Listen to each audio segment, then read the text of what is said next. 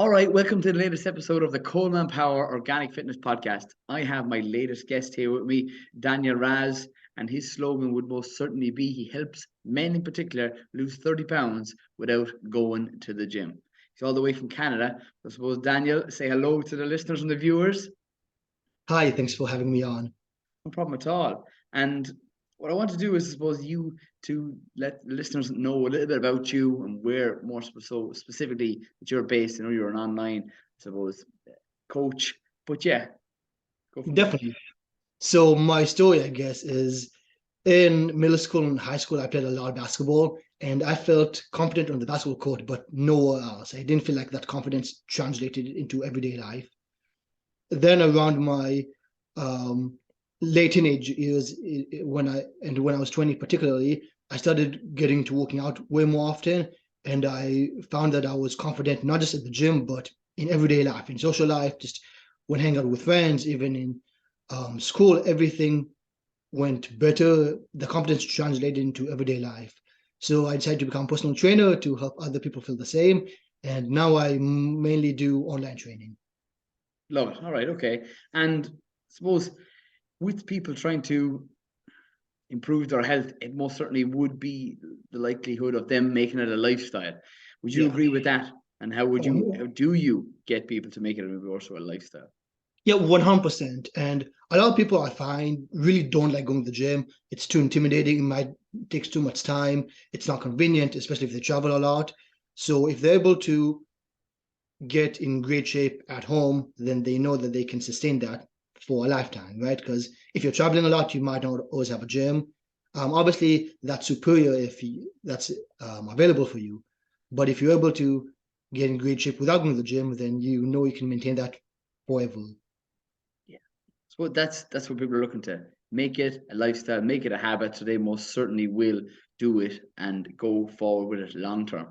With I suppose that main emphasis of home workouts, what type of exercises do you get people to incorporate in that you train?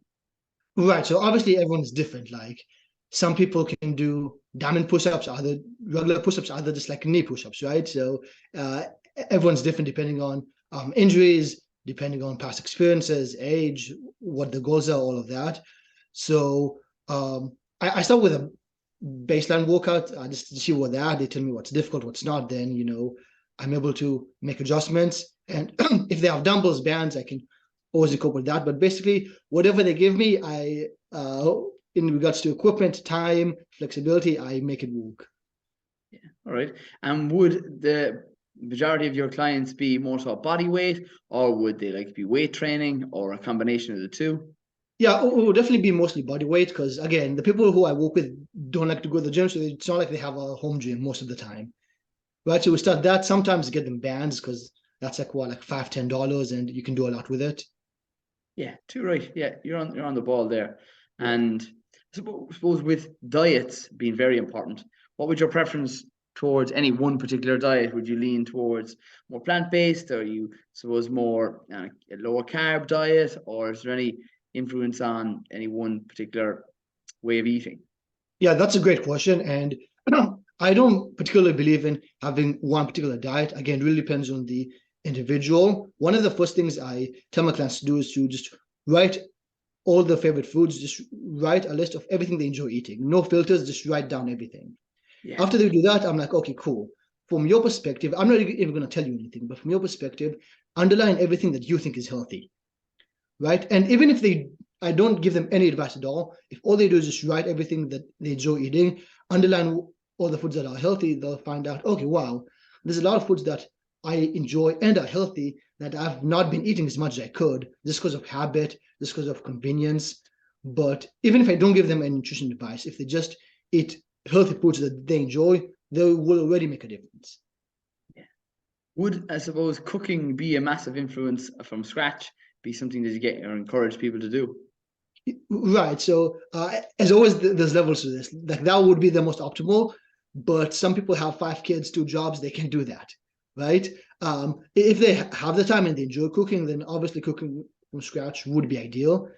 Uh, but I never say that. I never say never, and I almost always never say always. Right? Everything's always dependent. You know what I mean? Yeah. So.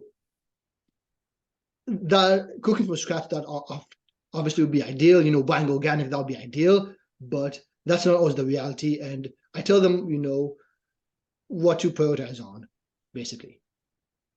Yeah, no, and that's I suppose a fair point because everyone is different. No two people are the same in any situations, and the more commitment you have, whether it's kids or a big job, that is going to take, I suppose, a huge percentage of their time in a day. And it's about making it simple. It's about making it quick, Mhm. and yeah, that's I suppose one of your main strengths in getting people to from where they are to where they would like to be. What I suppose is your own typical diet preferences, I suppose, as a coach. Right. So that actually also changes quite a bit. Go on. Uh, but not from day to day. So I do it kind of oddly. So like for 2 or 3 weeks, I would eat basically the same thing. Then 2 or 3 weeks, I would have a completely different diet, just because that's what I enjoy. So lately, I just made a bunch of soup. Right. I feel like that's a hack because you can make a big chunk of it, and it's really easy to consume. I just threw in vegetables, chicken, and then water. And then I meal prepped, you know what I mean? Like it's Yeah. already done. So I just made a bunch of that. Uh, then lately, I've been eating quite a bit of pasta just because I'm trying to build some muscle. I want to, and I need extra calories. Yeah, very So good. lately, I've been doing that. Then what else have I been eating? Just banana. Um, then I know everything is slipping my mind. Okay, lately it's been a bunch of beans. Again, uh, I like to have a bunch of food that's quote unquote meal prep. And when I say meal prep, most people think about putting chicken and broccoli in a glass container. But by my definition, meal prep is anything that takes less than 5 or 10 minutes to cook.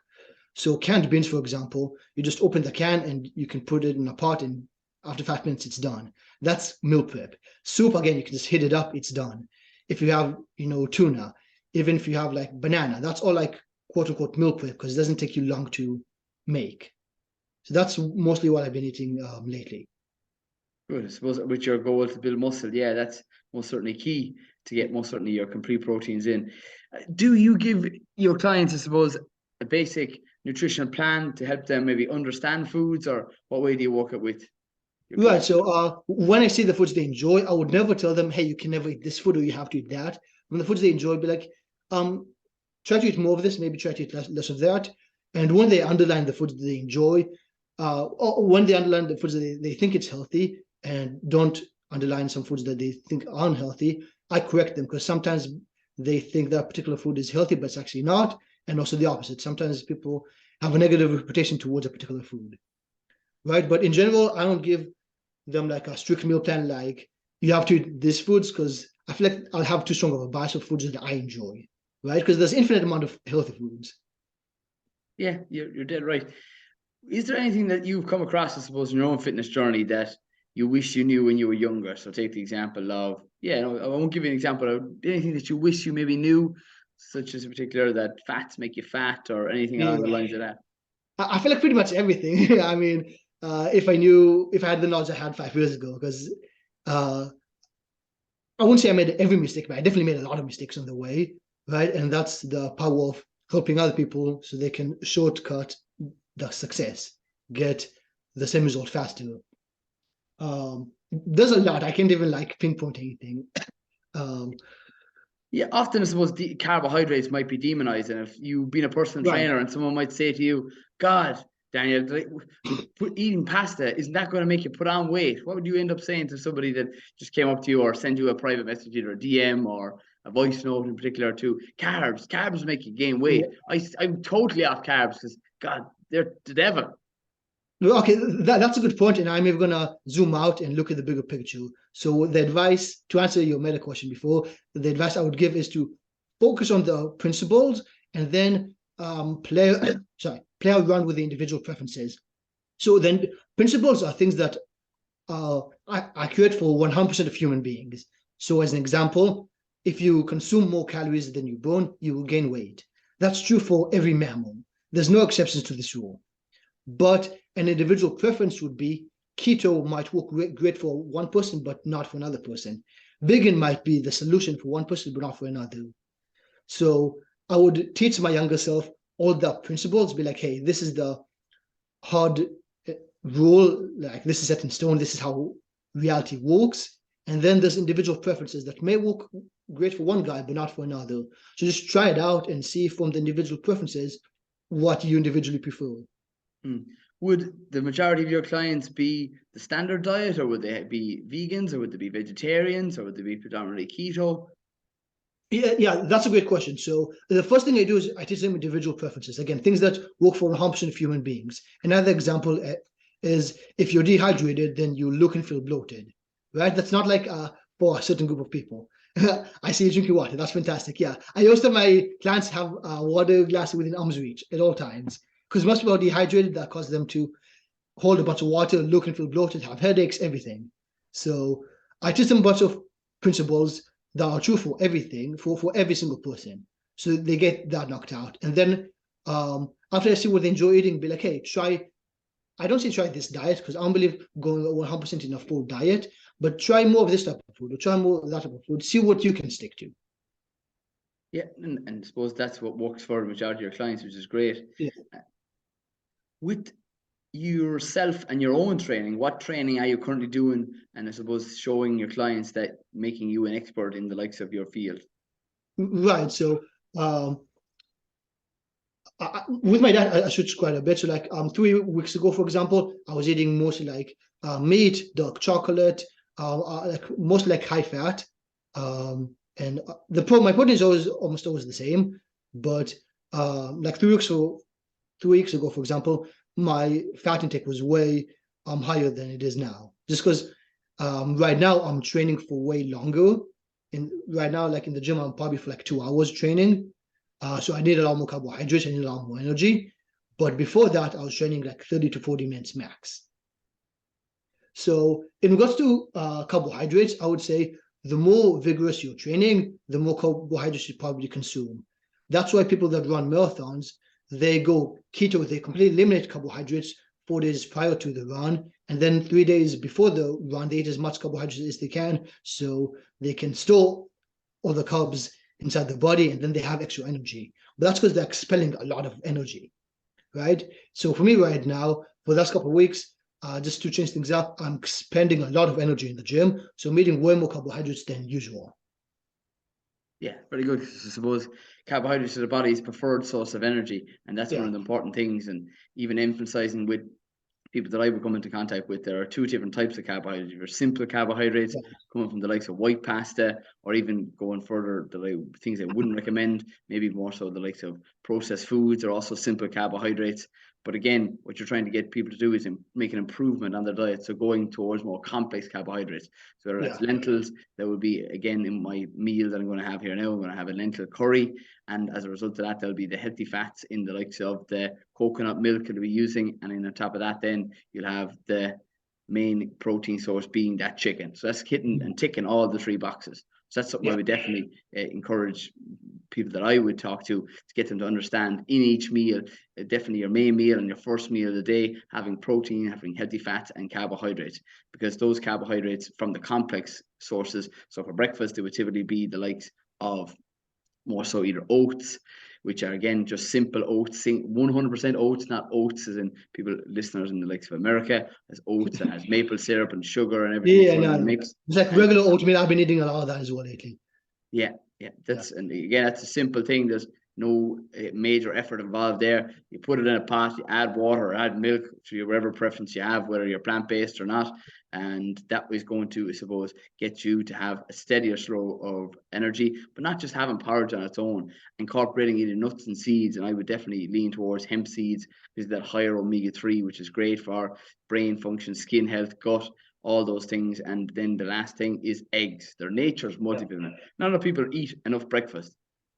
They undereat, and people say, God, Colman, I haven't time to cook. And I would say, literally, you have time before you go to bed. Boil 6 eggs, bish, bash, bosh. They are there in the fridge for you to crack open and go straight with the likes of your porridge. You even heat them up with your porridge if you like, supposed to mix and combine. If you don't, a hard-boiled egg with the likes of pink Himalayan salt. Salt is not bad. Salt actually is something that's natural and contains natural electrolytes.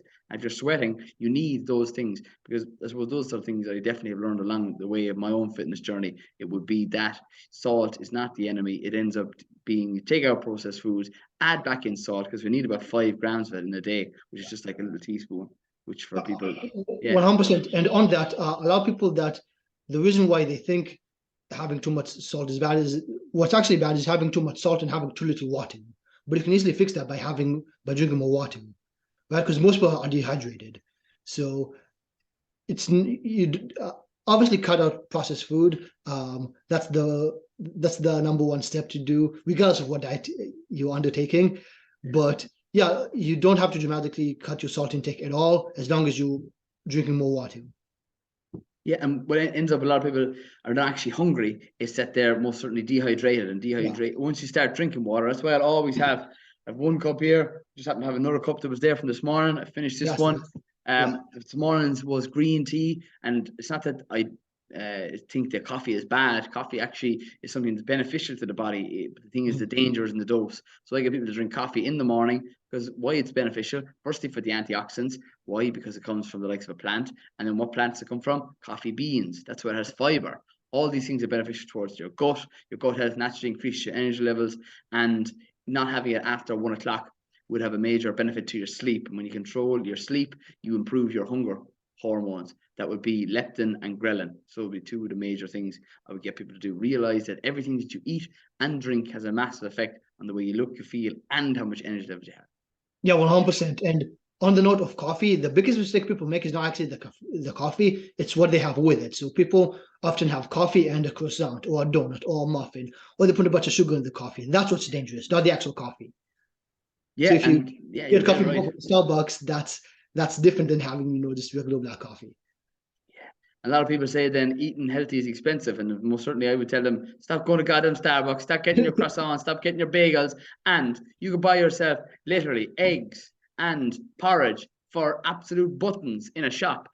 Half the price of the coffee you will be able to pay for your breakfast, and the porridge is going to last you a hell of a lot longer than one breakfast. So it's about using your money wisely, just like I suppose understanding that using your calories wisely. So we can touch on that. Like when people are struggling with weight loss, it's because they don't understand that every food item is either a protein, a fat, or a carbohydrate. Exactly, yeah. That's a great point. So many people say, I hear people say, like, oh, I eat 90% protein. I'm like, that's impossible. Unless you're just drinking whey protein, nothing else, there's no way. And people will be like, oh, yeah, they like to classify a particular food as only 100% carbs or 100% protein, 100% fat. Almost everything besides water has a mix of the three. Yes, yeah, and we'll take the example, eggs, we just touched on it. So more often than not, eggs have protein, healthy fats, and certainly low carbohydrates. No, if not none. Then we'll go pasta, because we mentioned this item as well. Pasta actually has most certainly a little bit of protein, but it's more predominantly a carbohydrate. So if you were to, like, if you're on a vegetarian diet or a vegan diet or just a meal that didn't have meat, you could add in the likes of nuts or beans with pasta, and it'll make a complete protein containing all 9 essential amino acids. I love putting the 2 fingers together. Yeah. Whole, and that it makes it a visual thing. Then you can add, that's why bread and peanut butter is most certainly another complete protein. You can go with lentils and pumpkin seeds. These are all things that people have done in different countries for years to survive on and thrive. And it's the whole idea of it is carbohydrates are not bad, fats are not bad. More often than not, it's the processed foods and the liquid calories, alcohol, biscuits, chocolates, cakes, croissants. I'm demonizing croissants. I'd love a croissant right now. I get a hunger craving for a fucking thing. But and again, if you did want to have a takeaway, if you did want to have something along the lines of, we'll touch on, that wasn't quote unquote a healthy meal, it's about factoring it in. So just say the individual is looking to lose weight. You might have 200 euros, 200 calories to spend in a day. And you have to break that up into your breakfast, your lunch, and your dinner. So you divide that by 3, or we'll take the example of 4 because it's easier for my maths in my head. That'd be 3. Yeah. Divided by 3. If you're better at maths, we'll go with that, right? So divided by 3. 2,000 divided by 3. That'd be 6,000. 600. 633. So 633. So each main meal that you have 633 calories, euros, whatever you want to put it in a meal. That's a massive amount. So whenever people say, "Oh God, for breakfast all I had was a croissant or maybe I just had toast," and you go, "Right, okay, that's not the end of the world right there, but two slices of toast, maybe some jam, that's barely rocking. We'll go 250. You're only Yeah. after spending 250. Yet we had 633 euros calories. We'll just take in comparison, and then for Yeah. lunch, what you have?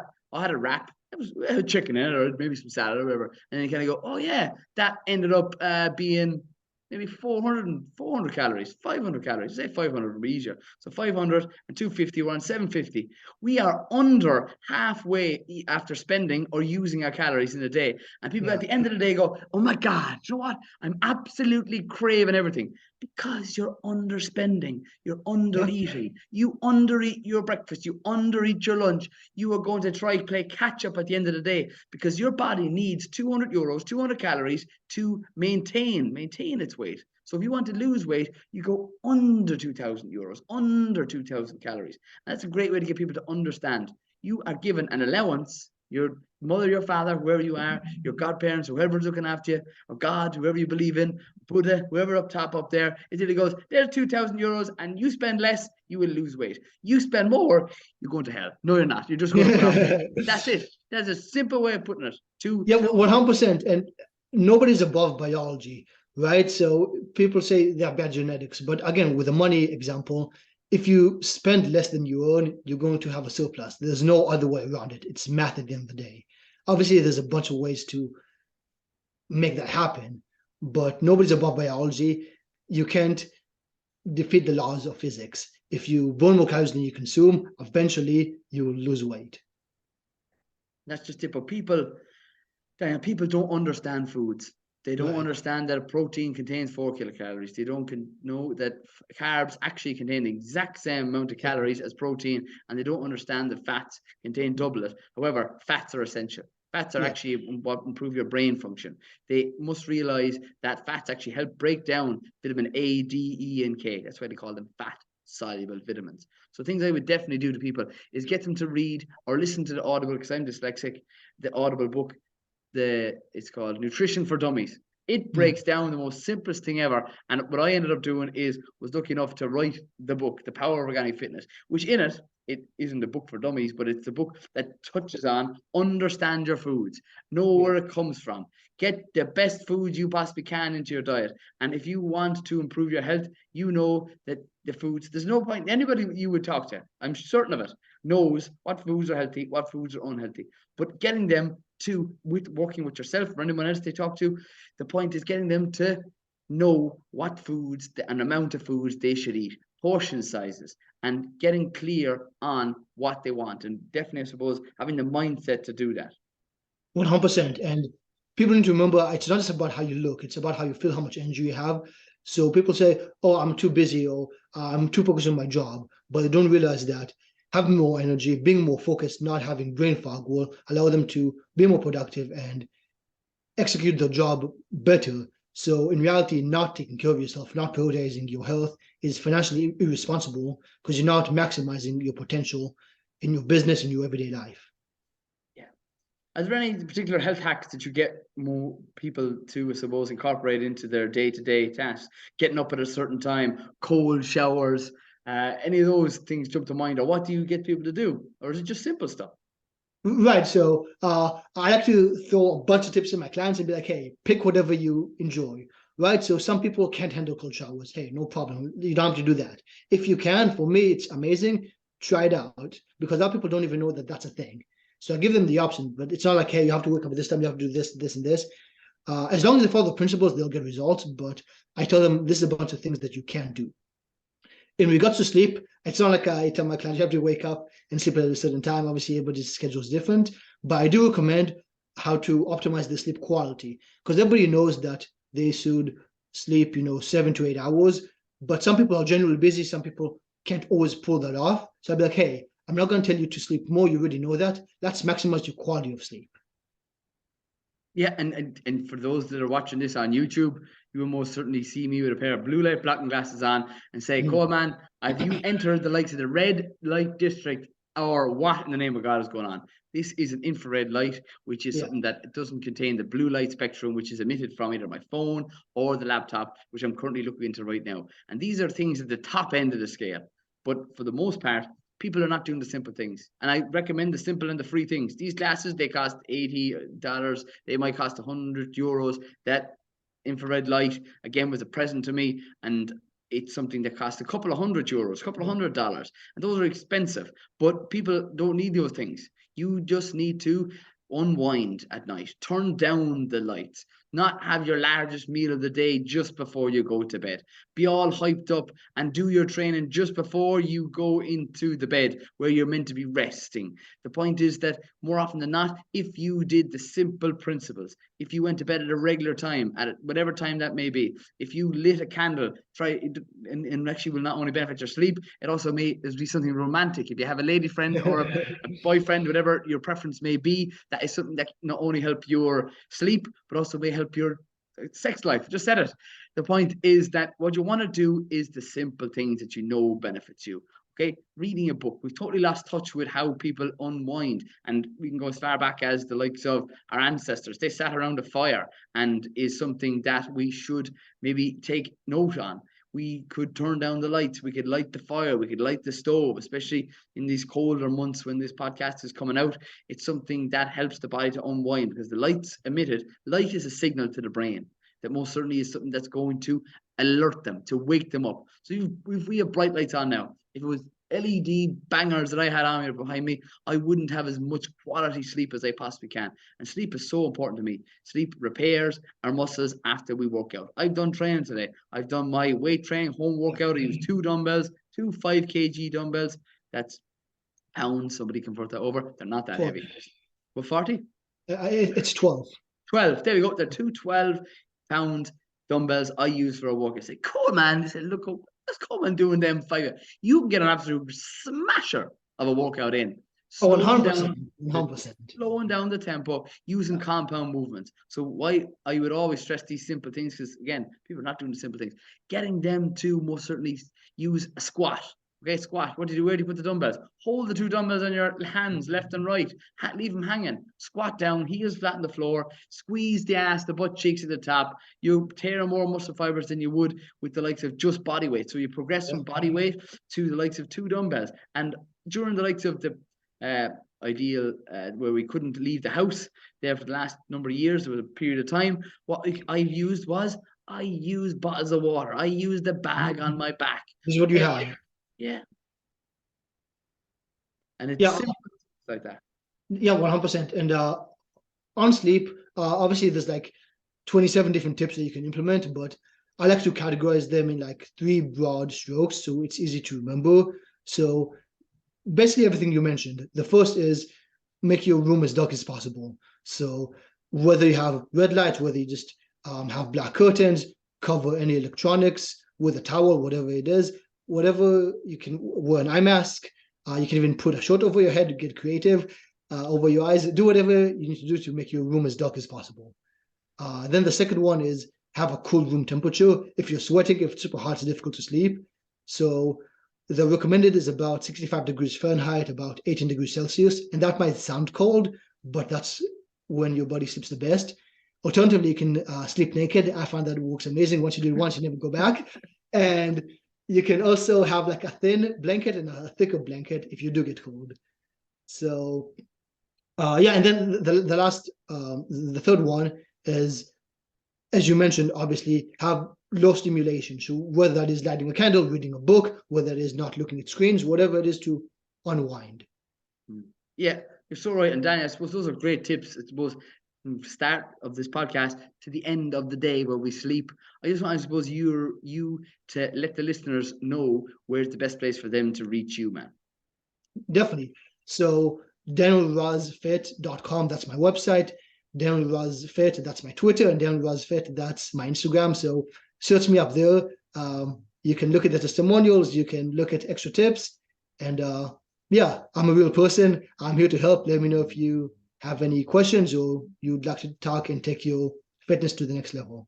Yeah, brilliant, Daniel. Thanks so much. And I'll be putting all those in the show notes so people, if anyone want to walk or check out Daniel's page or website, most certainly do. All right, and Daniel, I always end these podcasts by saying stay tuned, stay classy, and keep it organic.